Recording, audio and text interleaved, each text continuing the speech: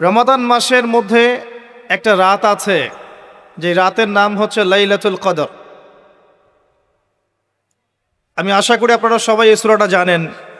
বা'দা আউযু বিল্লাহি মিনাশ শাইতানির রাজিম, ইন্না আনজালনাহু ফি লাইলাতুল কদর। নিশ্চয়ই আমি কোরআনকে নাজিল করেছি লাইলাতুল কদরে, ভাগ্য রজনীতে।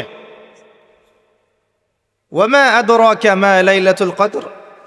হে নবী মুহাম্মদ সাল্লাল্লাহু আলাইহি ওয়াসাল্লাম, আপনি কি জানেন লাইলাতুল কদর কি জিনিস? লাইলাতুল কদরি খায়রুম মিন আলফি শাহর।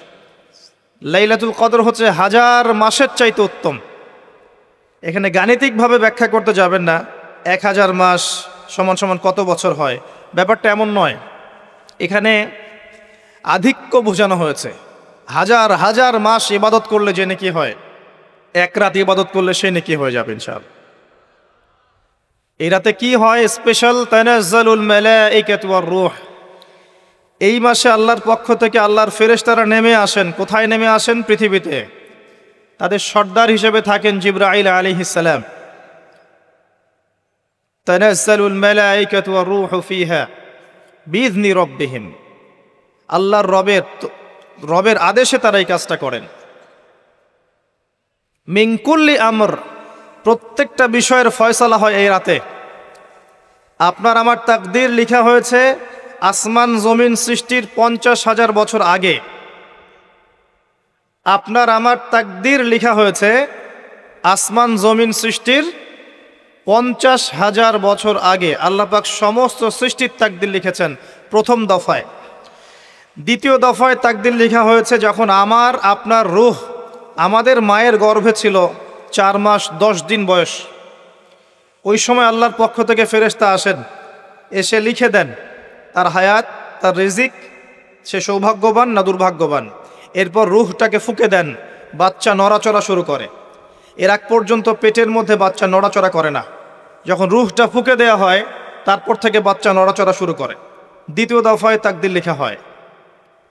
এরপরে তৃতীয় দফা লেখা হয় এই লাইলাতুল কদরে, যে আগামী 1 বছর কি হবে, আপনি কি করবেন, অর্থাৎ 1 বছরের বাজেট প্রণয়ন করা হয় প্রত্যেক লাইলাতুল কদরে। তানাজ্জালুল মালাইকাতু ওয়ার রূহ ফিহা বিইذনি রাব্বিহিম মিন কুল্লি আমর। এই রাতের আরেকটা বৈশিষ্ট্য হচ্ছে সালামুন হিয়া হাত্তা মাতলাইল ফজর। ফজর পর্যন্ত এই রাতে শান্তি শান্তি শান্তি শান্তি প্রশান্তি বজায় থাকে।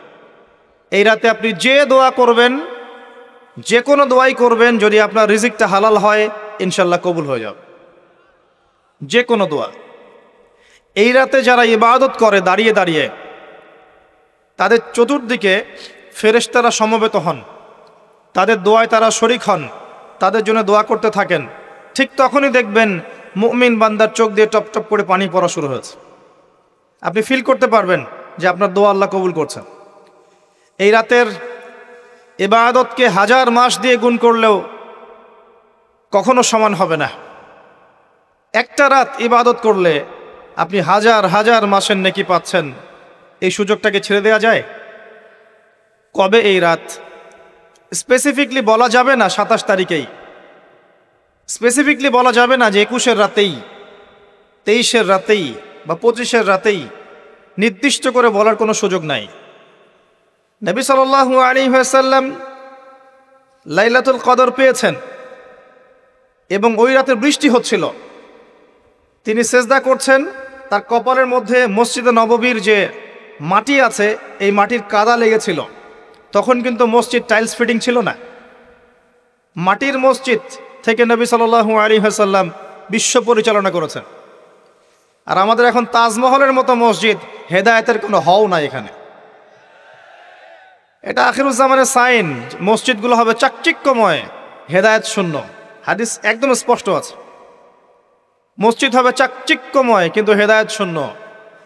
ইভেন দেখবেন নামাজ পড়ছে মুসল্লি, পাশে হই হুল্লো করছে।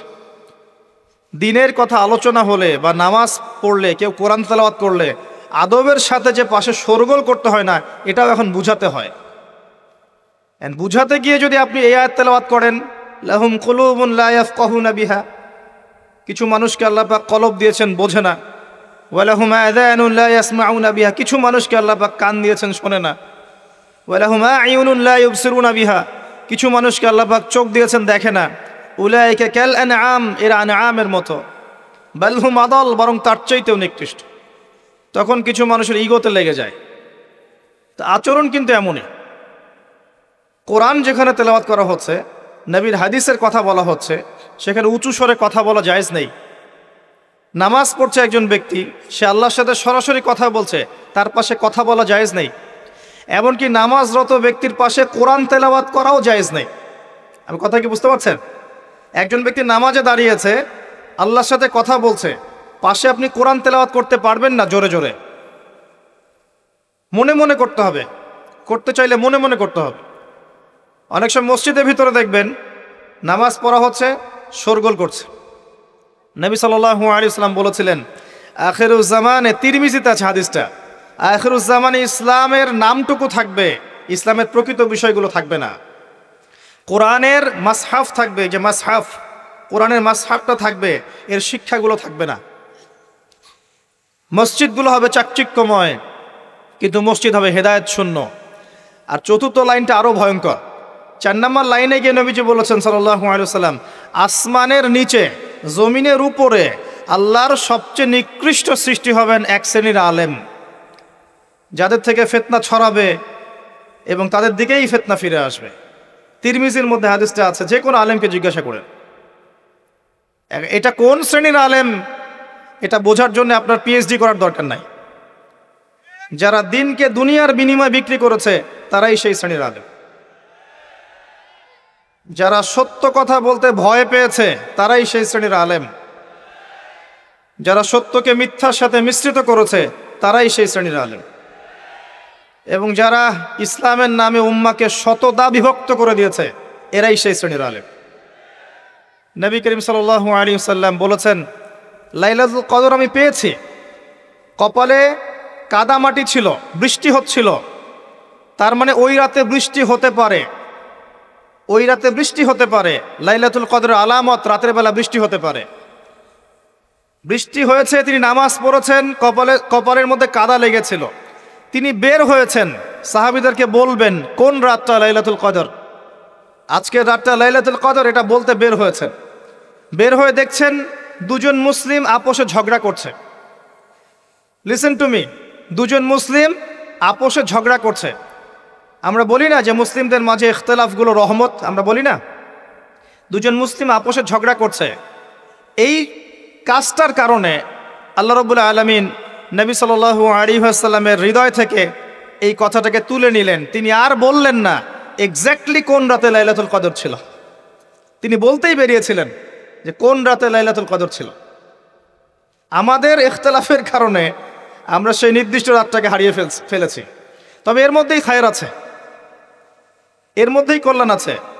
আরবিতে একটা প্রবাদ আছে, কুল্লু শার ইউজাদু ফিহিল খায়র, প্রত্যেকটা অকল্যাণের পিছনেই কোনো না কোনো কল্যাণ আছে। নির্দিষ্ট করে বলে দিলে আমরা বাকি রাতগুলো জাগতাম না। নবী সাল্লাল্লাহু আলাইহি ওয়াসাল্লাম এখন বললেন যে আমাকে ভুলিয়ে দেয়া হয়েছে কোন রাত, তোমাদের ঝগড়ার কারণে, অতএব তোমরা শেষ দশকের বিজোড় রাতগুলোকে তালাশ করো।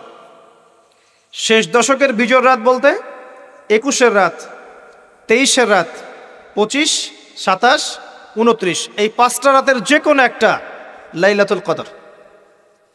এই রাতে ইবাদত করলে এত নেকি হচ্ছে, কারণটা কি? রাত আর দিন কি ডিফারেন্ট কিছু? প্রত্যেক রাতেই কিন্তু আল্লাহ পাক প্রথম আসমানে নেমে আসেন, প্রত্যেক রাতে, শুধু শবে বরাতের রাতে নয়, শুধু নিসফে শাবানের রাতে নয়, কিন্তু প্রত্যেক রাতেই আল্লাহ পাক প্রথম আসমানে নেমে আসেন। তিনি কিভাবে নেমে আসেন এটা ব্যাখ্যা করার দরকার নেই আমাদের। আল্লাহ পাক বলেছেন নেমে আসি, বাস আসি। কারণ সবকিছু আমরা যুক্তি, বিজ্ঞান, দর্শন দিয়ে প্রমাণ করতে পারবো না। পারবো?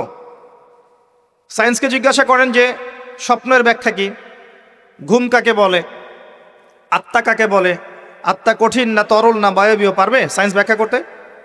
কবরের আযাব কি, জিন জাতি কি, জিন জাতি কাকে বলে, জিন জাতি কেমন দেখতে, মালায়েকা কেমন, তারা কিভাবে কাজ করে, তাদের ফাংশন কি, তারা কি ব্যাখ্যা করতে পারবে? আমাদের একটা চেতনা তৈরি হয়েছে, সায়েন্স যা বলবে তাই সত্য।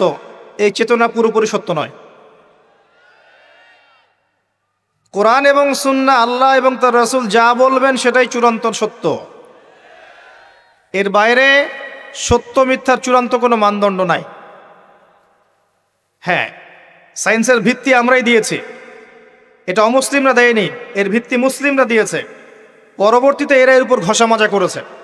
এখন সায়েন্টিফিক এবং টেকনোলজিক্যাল রেভলিউশন আসছে পশ্চিমা সভ্যতা থেকে, কিন্তু এই সভ্যতার ধারক বাহক ছিলাম আমরা।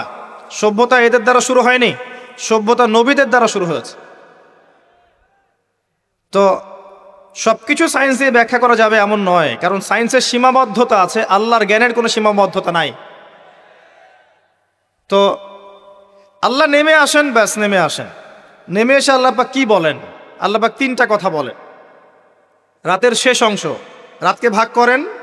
যদি 6টার সময় রাত শুরু হয়, রাত কিন্তু রাত 12টায় শুরু হয় না, সূর্য ডুবে গেলেই রাত শুরু হয়, এটাই ইসলাম। এখন 6টা থেকে আপনি এই 5টা পর্যন্ত সময়টাকে 3 ভাগে ভাগ করেন।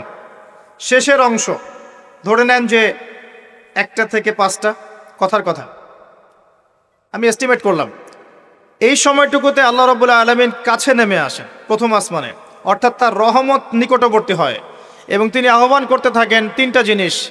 1, কে আছো? আমার কাছে কিছু চাইবে, যা চাইবে আমি তাই দিব। 2, কে আছো? আমার কাছে ক্ষমা চাইবে, আমি তোমাকে মাফ করে দেব। 3, কে আছো? কে আছো আমাকে ডাকবে, আমি তোমার ডাকে সাড়া দেব।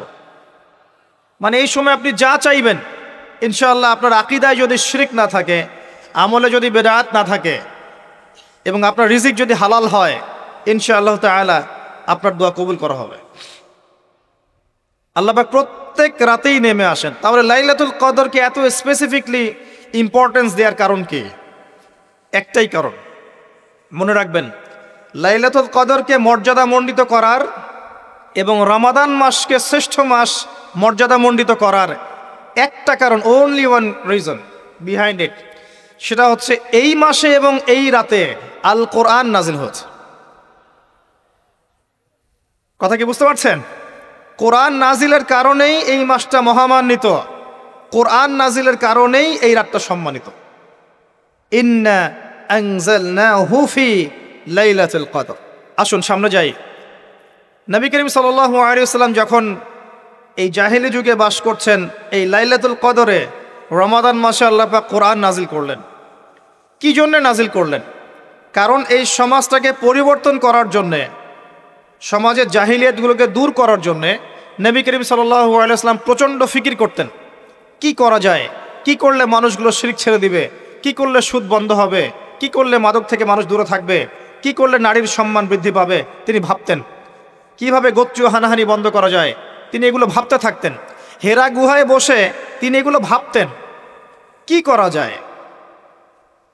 যুবক বয়সে তিনি হিলফুল ফুজর তৈরি করেছেন এগুলো সমস্যা দূর করার জন্য, কিন্তু পরিপূর্ণরূপে সফল হয়েছেন বলতে পারি না আমরা, কারণ তখন ওহী আসেনি। এই ভাবতে ভাবতে ভাবতে ভাবতে একদিন এক রাতে তার কাছে আল্লাহর পক্ষ থেকে কোরআন নাজিল হলো। সূরা আলাকের প্রথম 5টা আয়াত, বিসমিল্লাহির রহমানির রহিম, ইকরা বিসমি রাব্বিকাল্লাযী খালাক। পড়ুন আপনার রবের নামে, যিনি আপনাকে সৃষ্টি করেছেন। খালাকাল ইনসানা মিন আলাক, যিনি মানুষকে সৃষ্টি করেছেন জমাট বাঁধা রক্তপিণ্ড থেকে। আমরা সবাই জমাট বাঁধা রক্তপিণ্ড ছিলাম মায়ের পেটে। আজকে আমরা আল্লাহ দ্রোহী হয়েছি, কিন্তু আমরা পেটের মধ্যে এতটুকু জমাট বাঁধা রক্তপিণ্ড ছিলাম। সূরা ইয়াসিনের মধ্যে আল্লাহ পাক এই কথাটা বলেছেন, তোমাদেরকে তো নুতফা থেকে সৃষ্টি করেছি, ফাইদা হুয়া খসিমুম মুবিন, যখন সে বড় হয়েছে সুস্পষ্টভাবে আল্লাহর বিরুদ্ধাচরণ করছে।